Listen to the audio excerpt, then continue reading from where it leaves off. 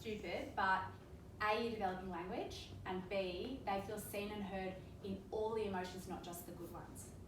So honestly, that's one of the biggest things you can do that we're not so good at, that really allows our kids to feel like, hey, I'm loved even in that emotion. What that means is that 16-year-old can come to you, no matter how heavy, and you just build in this really beautiful thing. The final thing is supporting their exploration. So the other thing we need to do is allow our babies to begin to explore. They can't do that yet, but really even from sort of 6-8 weeks, they might look away from you and over at the light, rather than drag them back. Hey, we were enjoying beautiful mutual gaze, here, come back. And grandparents again will do this, they shake a rattle and go, come back, come back.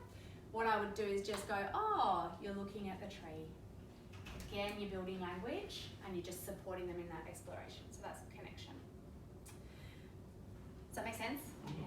Just a lot. Yeah. If you were on Instagram, you could follow me and learn more about that. But that's all right. Can you write your Instagram on that board? It's Connected Parenting AU. Oh, okay, cool. Yeah.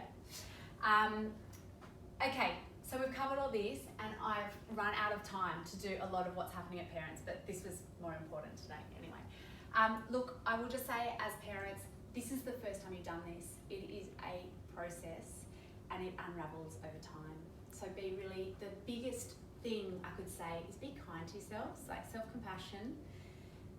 Yeah, we are so quick to go, I'm not very good at this, I'm not good at feeding, or I don't know what I'm doing, and I just think, be kind, treat yourself like you would treat a friend, and say something nice to yourself, and acknowledge, I've never done this before, and they've never done this before. We're all learning, and if you can just focus on that connection and knowing that you have absolutely everything within you to do this, you can filter out some of that information overload that I think is quite overwhelming, and know that all that matters is this, just starting to tune into your baby and doing the best you can.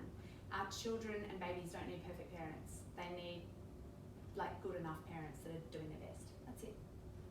So you'll get put into mothers groups that, they're hit and miss.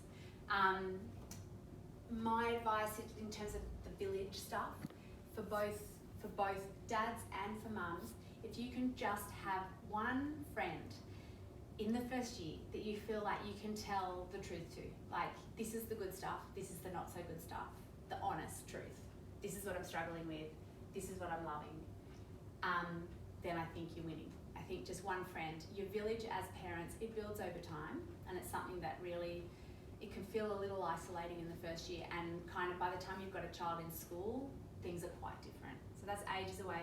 So I reckon the goal is just one really good friend, and same for dads, one mate that you can actually talk to about the birth and about what's happening at home.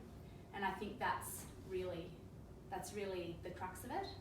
They would be a parent of Might be your for brother, religion. or it might be, a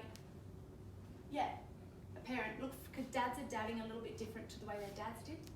So sometimes, again, that's not being, you don't have a role model doing it the way you're doing it, so there might be a guy around that's doing it in a way that fits for you, that you might want to mentor or model off.